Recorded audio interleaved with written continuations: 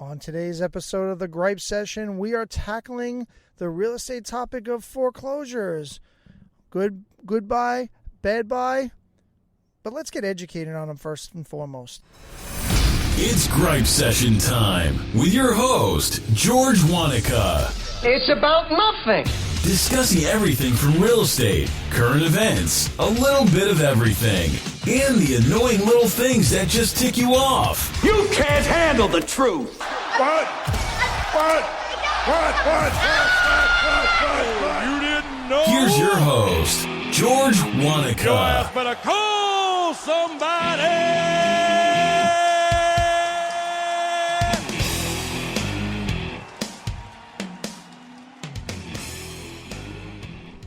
What's up, everybody? How are we doing today? Welcome to today's episode of The Gripe Session. For those of you listening for the first time, my name is George Wanaka. I am your host of The Gripe Session. I am a real estate broker, real estate appraiser, real estate mortgage broker, as well as instructor in Staten Island, New York. And I've been in this business for 26 years. And my job, quite frankly, is one of the best jobs in the world. I get to help place people in homes and help people make the next step in their lives. So I take that information very, very seriously. So that being said, I want to thank everybody for tuning in today. For the first time, we have a number of subscribers that I have to thank you guys. You've been terrific, rating, reviewing, subscribing. I've asked you guys to do it. You guys have really come through for me. I really appreciate it. We're going to have some really good episodes coming up. I recorded one earlier today with a very good friend of mine from another podcast. He's the next guest. And then I've got another good one planned for not too far long after that. So we're going to be coming at you fast and furious with the guests. And I hope you guys like what you hear. And if you do me a favor. Tell somebody about it. Say, listen, you got to listen to this guy. He kind of knows what he's talking about. So I've kind of been all over the place, if you will. I've been really talking about things that pretty much about everything. Like one day I'm talking about the Mets, and another day I'm talking about Amazon leaving New York, and I'm not really too focused. I've kind of the shotgun method of podcasting, if you will. And I get some very good advice recently, and the advice that I got from a very good friend of mine was, George, stay in your lane, bro. And I'm like, what is that supposed to mean? And they said, you know your business. You know the things that are in your business. You're a major resource. That's the stuff that you got to talk about. That's the message that you have to get out. So this is the first podcast of that new message, of that new vision. And I hope you guys really enjoy it. So essentially, one of the first things that I'm going to be talking about today with you guys and girls, want to make sure we address everybody, is foreclosures, right? Now, we've been doing foreclosures in our company for, as long as I can remember. And I'm doing this 26 years. So for as long as I can remember, we've had a foreclosure business. Now, there's a lot of misconceptions that go associated with foreclosures. Now, one of those very big misconceptions is, well, guess what? Foreclosures mean cheap. Well, maybe about 15, 20 years ago they did. That's not necessarily the case any longer. Essentially what happened a lot of times, in my opinion, is the banks got smart. In some cases, it's probably the only spot that they got smart, but essentially they did. They got smart. And they said, you know what? They see all the money that's being generated from fixing up and flipping and doing all of those kinds of things. So banks aren't necessarily going to look to just dump properties anymore. They are going to look to get market value. And I'll give you part two of that statement as well. Banks are very notorious for, especially nowadays, because we've been seeing a lot of this, having programs to promote home ownership. Now, many of you know the banking crisis that we had not too long ago. It's fresh in a lot of people's minds. It's still fresh in my mind of being in this business. However, one of the things or positive that could have come out of that is the banks now coming out and not listening to people's offers unless they're an owner-occupant or they say they're going to be an owner-occupant. Now, I've had people come up to me and say, George, what difference does it make if somebody says they're going to be an owner-occupant? They could just say, yes, they're going to live there. Well, here's the thing. What the banks have started to do, and I called this about 3 years ago, is they make you sign a form. Okay? And that form is enforceable in court, which says that you are going to live in that property.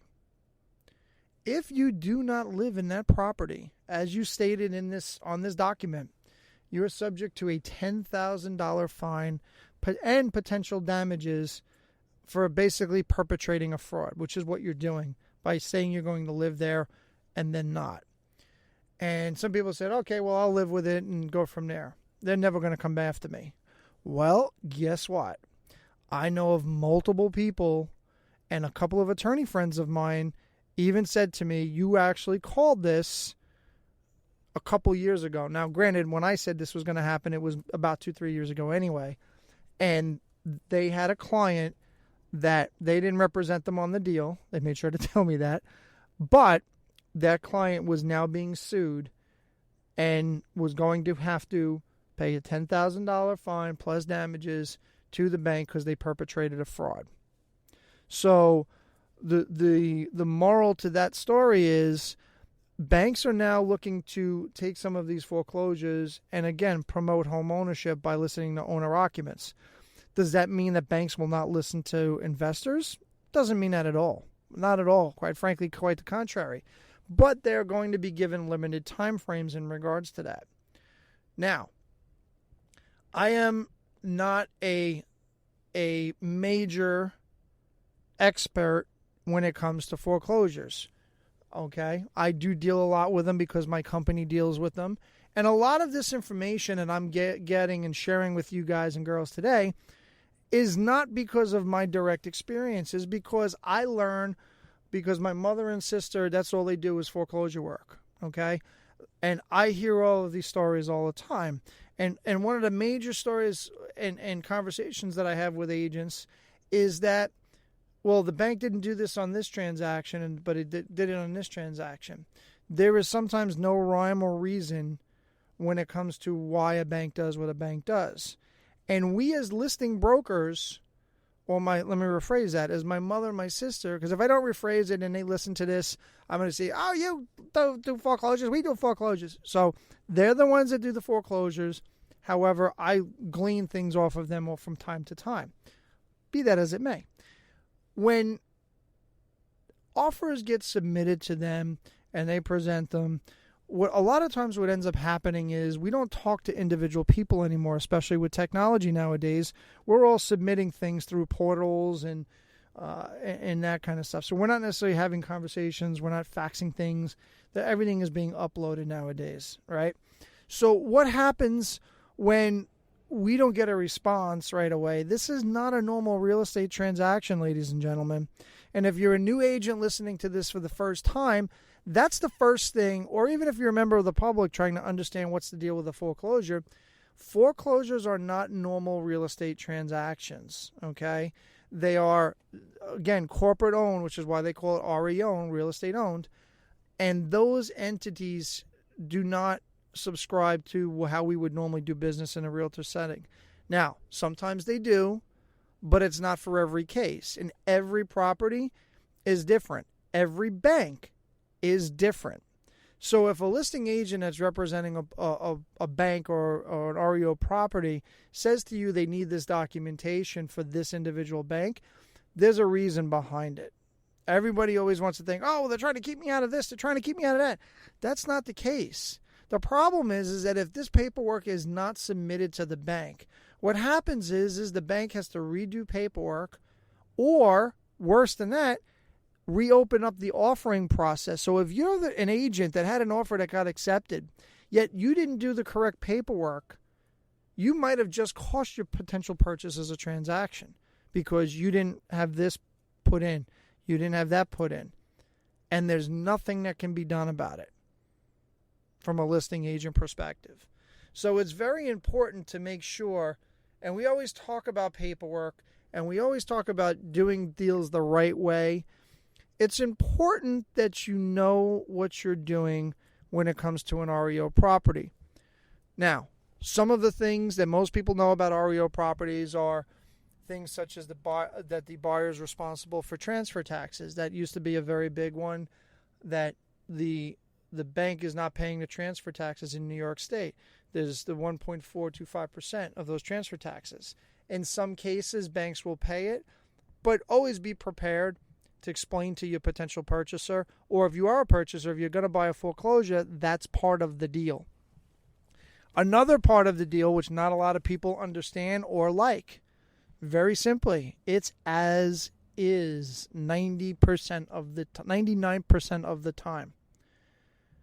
If you wanted to do a home inspection report, they don't necessarily are going to turn on utilities for you to conduct your home inspection report. They're not going to go in, turn them off, de-winterize. We're in the winter months now up in the Northeast. They're not going to go through all of that for one transaction. If it works, God bless America. If it doesn't, oh well, not our problem. So those are some of the things to understand when it comes to foreclosures, because I get these phone calls all the time. And they say, well, George, I don't understand what the problem is. And my first response is, well, did you read? Because all of the information should be on that listing. Now, yes, there are occasions when things happen and things aren't put on a listing and it's a God-honest mistake. But most of the time, RDR applies. And if you don't know what RDR stands for, ladies and gentlemen, I'm about to give you education number 1 today. My realtor friends, RDR, for those of you that don't know, is realtors don't read. Or let me rephrase that. Some of y'all don't read. It's always important to read the listing. And I joke about that, but my good friend Lee Brown says that all the time. Realtors don't read. And I always tell people, listen, sometimes if you got questions, you got a GTS, baby. And I had somebody last week in a class ask me, what's GTS mean? And I'm like, look, you're going to learn a lot of stuff on here, but GTS is Google that shit if you don't know what it means. So you just learned 2 new things that you might hear more and more on this podcast, RDR and GTS.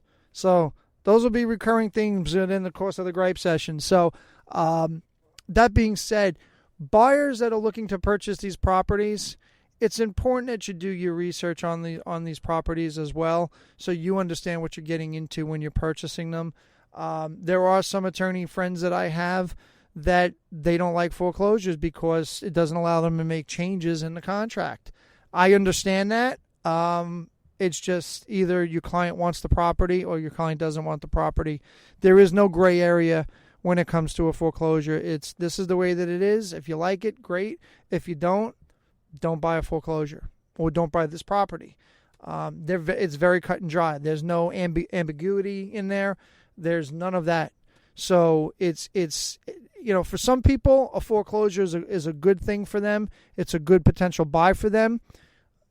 In some cases, it might not be the best situation for you. So when it comes to foreclosures, whether you're an agent listening to this, whether you're a purchaser listening to this, or somebody that wants to look into buy foreclosures because you were recently watching HGTV and like, oh, well, flip this house looks like something I want to do. You have to be educated as to what the process is. And you got to make sure that you know what you're getting yourself into. And that's the best information that I could give you today. However, that being said, if you have any questions in regards to foreclosures, I would be happy to take those questions, do another gripe session in regards to those individualized questions, and all you got to do is send me an email at george@searchstatinisland.com. Any questions, I'd be happy to answer. So that's all going to be all for today. I wanted to make a very quick gripe session this week because next week's is going to be long. And that's when I'm going to have a very good friend of mine on, Rick Gonzalez from the Modern Agent Podcast. We're going to have some conversations about new agents, things what they need to look for when looking for a broker, and just what it is to be a new agent and things of what to look for. I mean, that's really the best way to say it. Rick and I talked for a good while, and we were shooting the stuff back and forth. So it's definitely a podcast you're going to want to listen to. And that's all I'm going to say for today. I appreciate you guys coming in, checking in for a couple of minutes. I hope you guys have a super fantastic day. Check me out on all my social medias, on Instagram, Facebook, YouTube. You can check them all out, and I appreciate you. And we'll catch you again on the next episode of The Gripe Session. Take care, guys. Thanks for listening to The Gripe Session. Please follow us on YouTube, Facebook, and Instagram.